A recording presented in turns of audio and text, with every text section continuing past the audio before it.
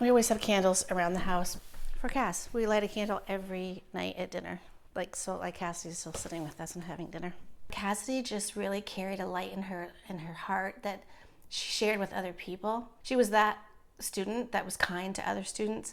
You hear about the student that goes and sits with somebody in the cafeteria because no one's with them, or the first day they come to school and they welcome them. That was Cassidy. Yeah, it'll be 9 years this October that Cassidy's been gone. That's her urn.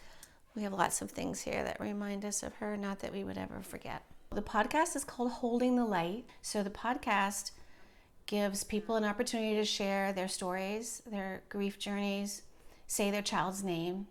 It's a very lonely place to be in child loss grief. Very lonely, even if you're surrounded by lots of people. Colby is the co-host. He said, "Mom, you can help so many people by doing this podcast. I think it's amazing." And so if that wasn't affirming enough, then he just opened up his heart and said, "Well, why don't we just do this together?" Haven't you noticed that I disappeared? Cindy, who's now Sydney, I just reached out to him. I went on his website and thought, what the heck, might as well ask, right? Worst that you can say is no, I don't think I want you to use my music. I don't give my song away to everybody. I just connected with Monica and I loved her idea for her podcast. This is the first time we've met in person.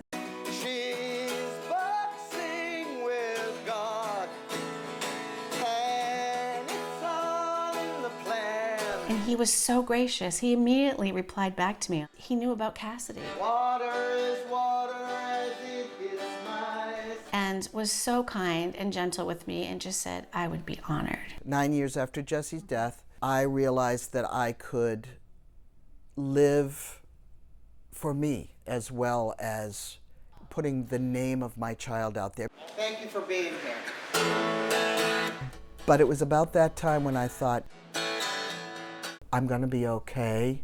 I'm going to be able to live my life for me as well. And so, do you know? I know exactly what I'm saying. Yeah. When the accident happened and all the media surrounding it, Colby did all the interviews for us in the beginning. He was our spokesperson when I couldn't speak at all for many years about this. Hundreds and hundreds of articles have been written. You don't go back and look at this? I don't, especially the things about the accident, because we just don't ever want to focus on how she died. It's really important of how she lived. Forever seems like yesterday. I remember a woman saying to me, "You are so early in your grief." And I thought, how has she lived 10 years? And here I am.